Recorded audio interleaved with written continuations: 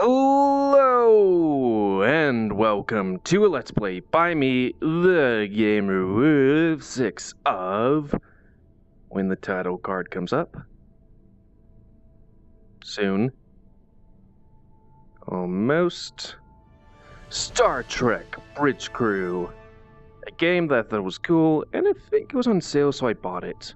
Or maybe it wasn't, who knows.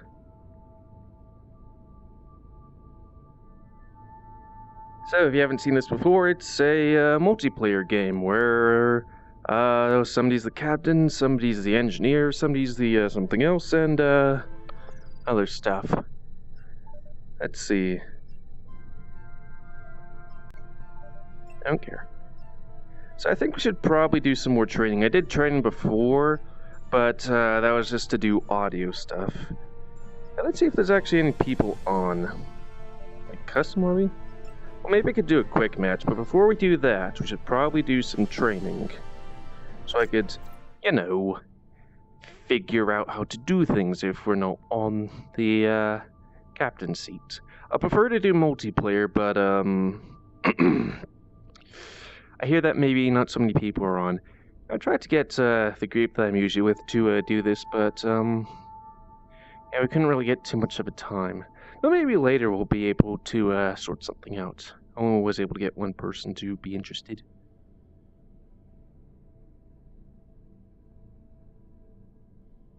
I really wish more games had like a progression bar instead of here's a wheel or here's a statuesque thing like in Skyrim moving back and forth slowly. How much time are we gonna have? Don't know. It would just be a good thing to be like, should I stop recording so I can do it faster or what? Okay, so yeah, I've already done. Welcome to the Starfleet Training Simulator. Alright, that Our resent it. system is currently configured to train command crew of Aegis-class starships. Here you may learn about the roles and responsibilities of each officer on the bridge, and how to operate all of the controls of their command stations. I wonder how many Feel of... free to experiment and get comfortable with the ship here in the simulator before moving on to the real thing. Like, in the actual Star Trek universe, how, like, if there would be an actual percentage, be like, oh, this is how much this place is used for porn, or something. Well, we did captain before, so let's do helm, whatever that is. As helmsman, you are the ship's navigator, responsible for maneuvering the ship and navigating within and between star systems. Your crew depends on you to get the ship wherever needed, to avoid collisions with hazards in space, and to maneuver for tactical advantage in combat situations. Okay, going straight. Local Your map. local map can be used to mark ships and objects as waypoints, to check your proximity to hazards, and gauge when you are close to being detected by hostiles. Touch any target on the map to select it. I do kind of like VR stuff where you can sit down. Okay. Oh, that's it. Your basic maneuvering controls allow you to give the ship forward or reverse thrust, to steer the ship to port or starboard, and to move the ship up or down on its vertical axis. The amount of thrust 3 you can axes. give depends on the amount of power your chief engineer allocates to engines. The more power your engines have, the more responsive the ship will be. Maneuvering controls are only available when your local map view is active. The throttle controls your speed and also allows you to reverse or make a full stop. Oh. Okay. Oh, I guess it's steering. Huh.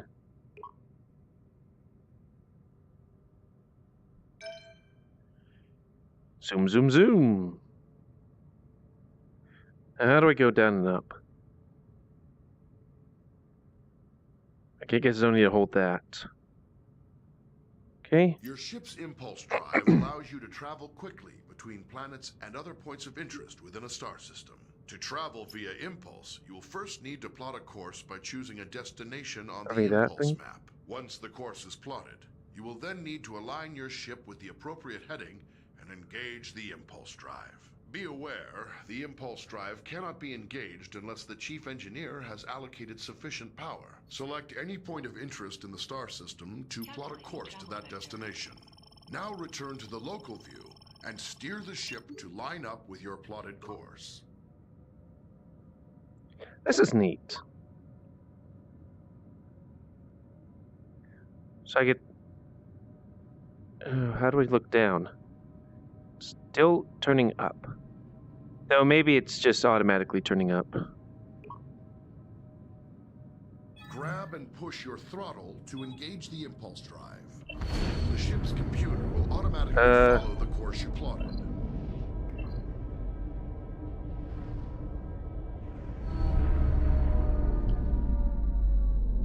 Okay, I guess we did it. The ship's warp drive can distort space around the ship to propel it faster than light across the vast distances between star systems. The tremendous amount of energy needed for warp travel This is cool. will require you to coordinate closely with the chief engineer. To travel by warp, it is your responsibility to plot a course by selecting a star system on your warp map. When the course is plotted, you will need to align the ship with the proper heading. Before you can enter warp, your chief engineer will have to prepare the ship and charge the warp coils. Select a star system to plot a course to it. Now return to the local view and steer the ship to line up with your plotted course. Push your throttle to engage the warp drive. The warp coils can only remain charged for a limited time. The chief engineer will need to prepare the ship for warp again. Nope. Full stop.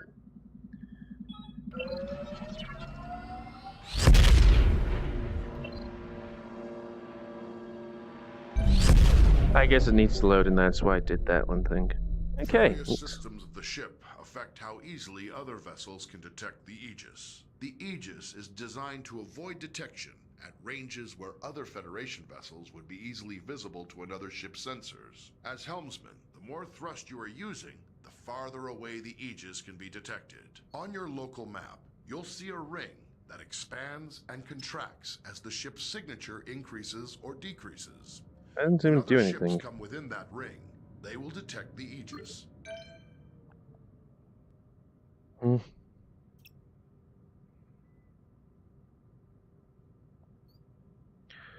Okay.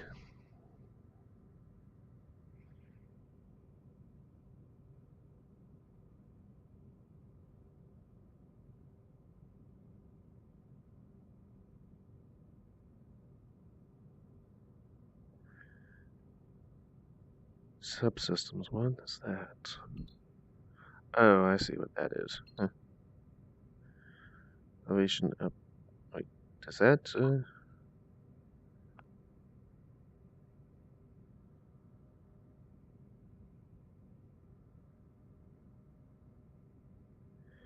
It don't seem to be going up or down.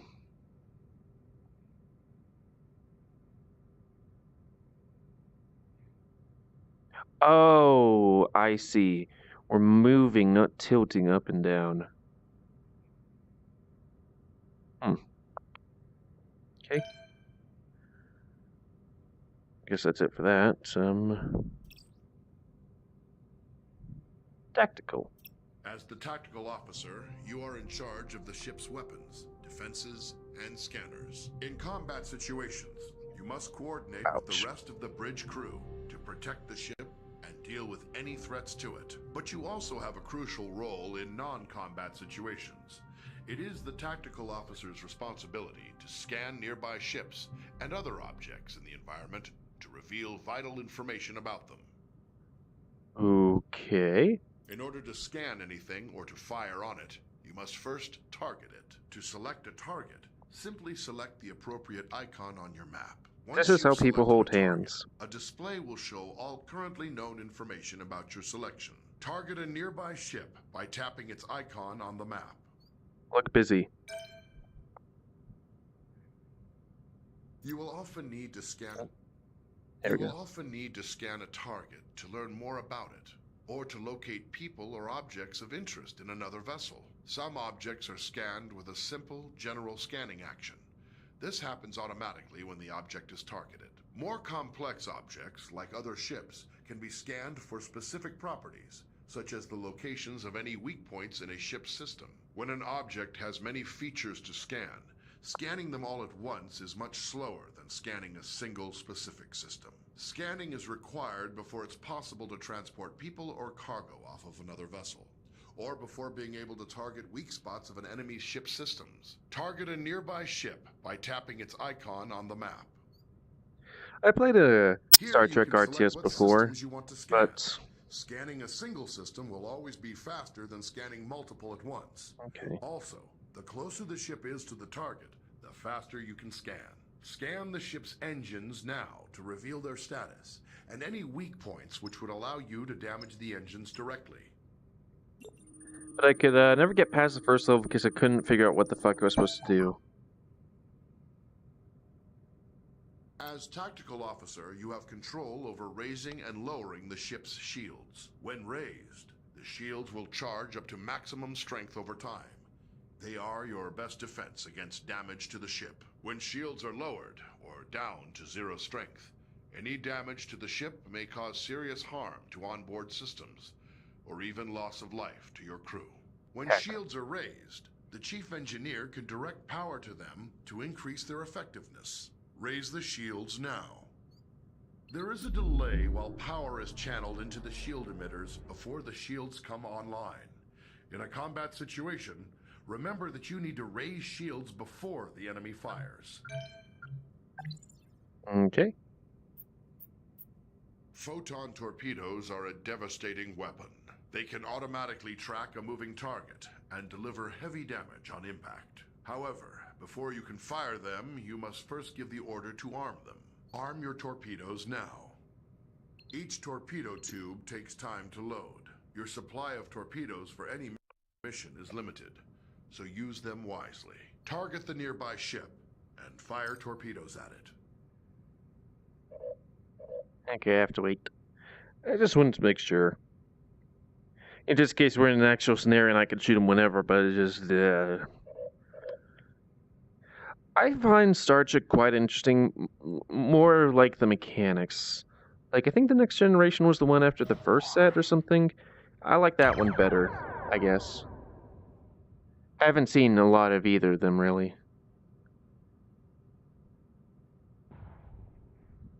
Oh, two? Can you have them go charge or something quicker? Take 2 more shots. Yeah.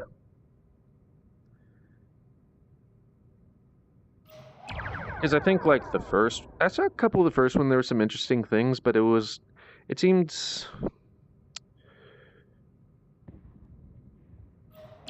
like they're really trying to feel their way out of things. And I like the second Next Generation's politics, I guess, or something.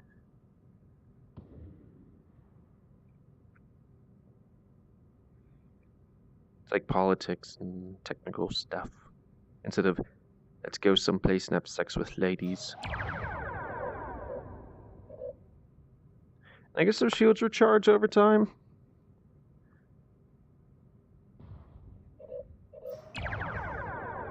Oh, okay. I was like, well, I'm just going to click here until that happens. Phasers are a versatile energy weapon. They continually charge over time, and when fully charged, your phaser banks hold enough energy to fire multiple shots at your target. Phaser banks automatically track your target, but only if it is within the indicated firing arc and within the current range of your weapons. The effective range and damage of your phasers is controlled by the amount of energy the Chief Engineer allocates to them. Target the nearby ship and fire phasers at it.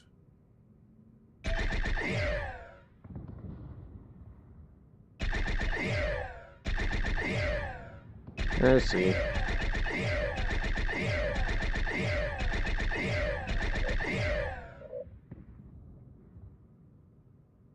So I guess you try and shoot as many as possible to get the shields down or something. Let's just see if... Oh. It's weird that I can't get my head that much closer. I mean, I guess I could just do this.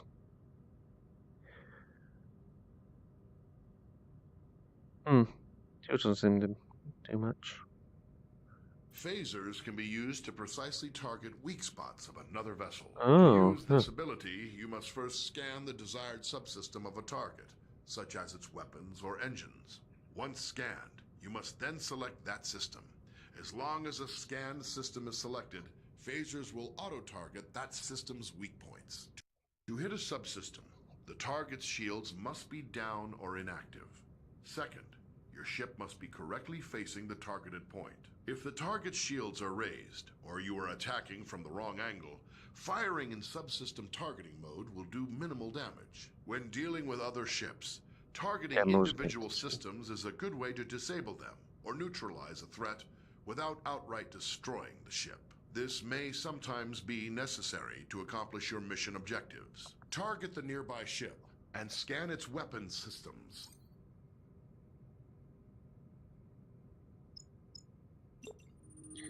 Okay, I guess you can't just go like that.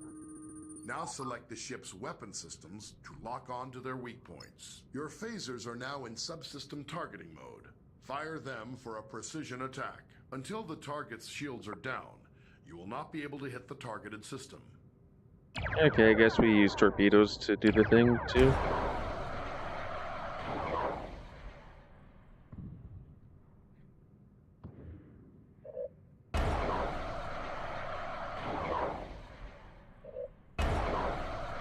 Okay, that does make their shields go down.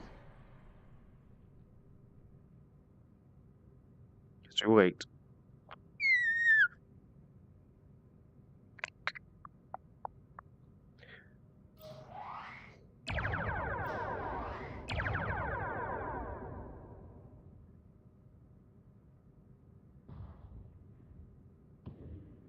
Very good. You have damaged the targeted system.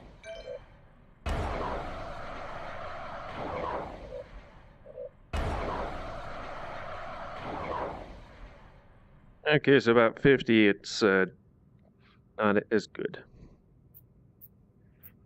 Various systems of the ship affect how easily other vessels can detect the Aegis. The Aegis is designed to avoid detection at ranges where other Federation vessels would be easily visible to another ship's sensors. As tactical officer, arming torpedoes, firing weapons, and activating shields will each make the ship detectable from greater distances. To reduce the ship's signature, disarm torpedoes and lower shields now.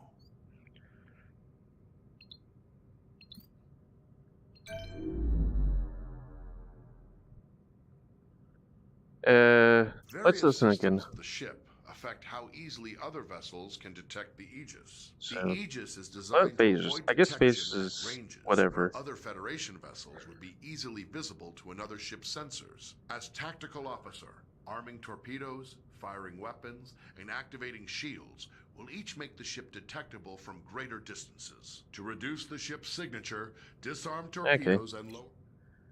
The Aegis's prototype remote intrusion system can be used to send encoded signals and disrupt critical systems of other ships. Before it can be used, the tactical officer must scan the target. Once a scanned target is selected, an intrusion into its control systems is attempted via an automated routine.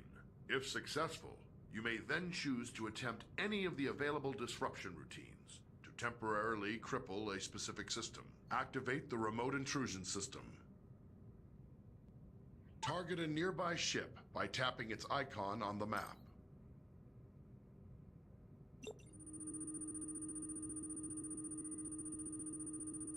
I wonder if scanning uses anything. I think it would make your select a scan target. Choose a disruption routine to inject into the target systems. Okay, I can only do one. Very good. But once used, the remote intrusion system will be fully occupied and unable to disrupt another target or system for some time. Okay. Oh, so that's more than that. Okay. Your ship is equipped with standard transporters for beaming objects or personnel aboard from other vessels or locations. Transporting first requires the tactical officer to scan the target vessel or location. If any mission-critical items or personnel to transport, the target will appear on the transporter interface. It will take time to acquire a lock-on before you can beam, and you must remain in range for the lock to succeed. Alright, bro, The transporter cannot penetrate through your ship's own shields or those of another ship, so you must coordinate with tactical to make sure your shields are down when you need to transport. If you are attempting to beam something from a hostile vessel, Your crew will first have to disable its shields. Activate the transporter interface. Target a nearby ship by tapping its icon on the map.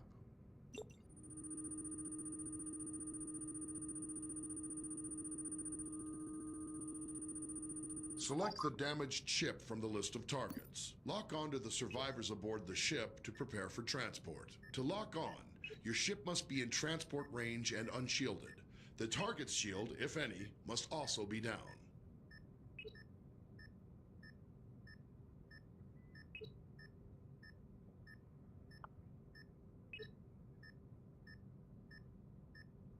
You have transporter lock on the survivors. Give the order to energize. The survivors are now safely aboard the Aegis, but you can only transport 6 at a time.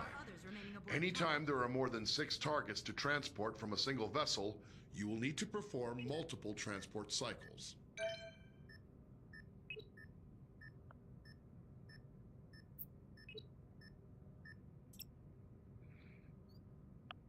Anything else?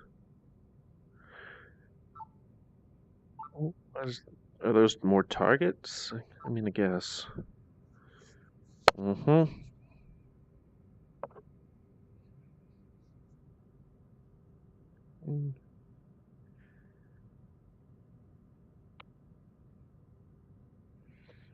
Okay.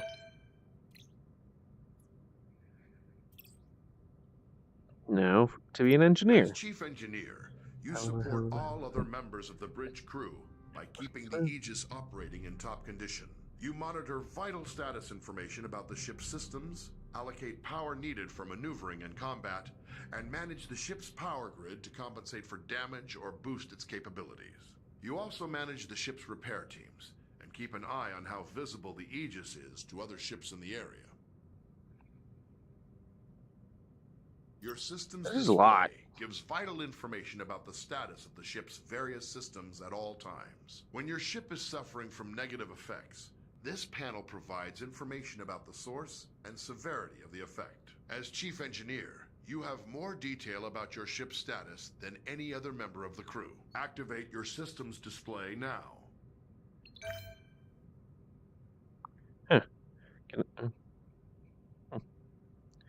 How you allocate power determines how effective each of those systems is. As situations change, you'll need to communicate with the rest of the crew to keep them supplied with power and to anticipate when to make critical adjustments. One of your most essential responsibilities as chief engineer is to distribute available power between each of the ship's major systems. Try giving maximum power to engines now. Now try giving maximum power to shields. You will have to reduce power to other systems first.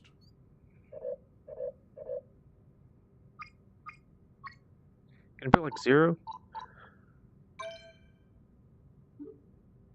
Oh, okay, so there needs to be at least one on everything or something? Hmm.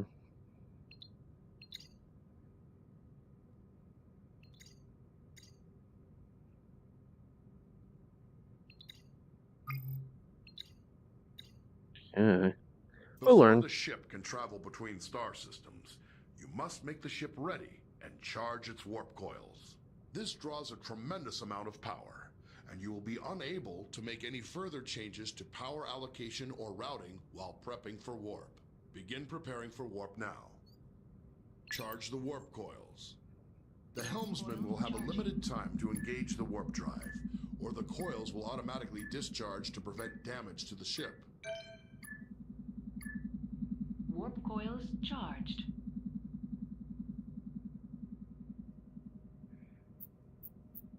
When the ship sustains damage, it's up to you to deploy repair crews and get critical systems back in working order. You have a limited number of crews available.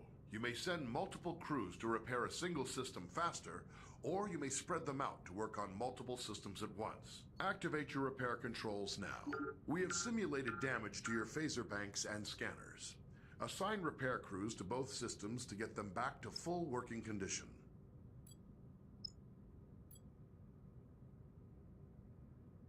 Can like do? Oh, look at that.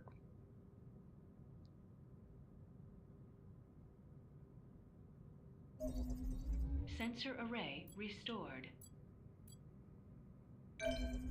You think they can get there quick? Phaser array restored.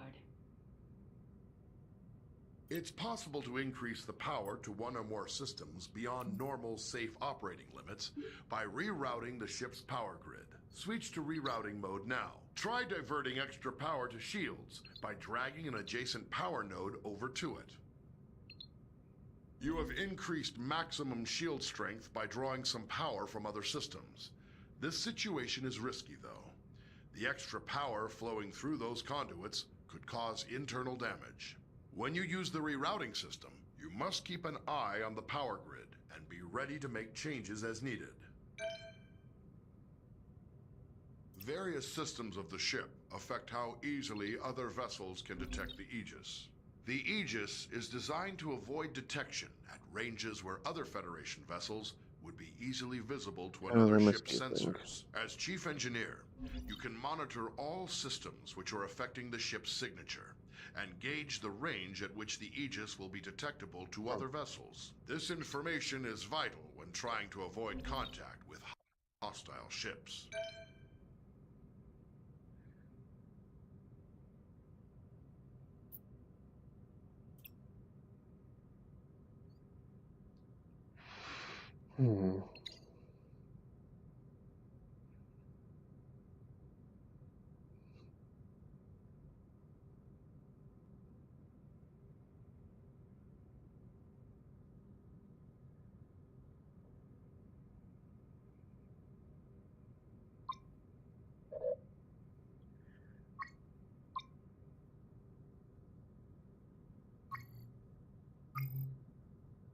For impulse? Would that be like... Okay. Oh, this is gonna be a quick Let's Play. We might even do it at the, like, put it... like, before an actual Let's Play, or maybe make this an actual Let's Play. I mean, tutorial's a thing. And you'll learn kind of like me, except for the, Capitan. Me, I'm in what looks like to be a higher level thing than previous thing. And why is there liquor in here? Aren't we supposed to be like,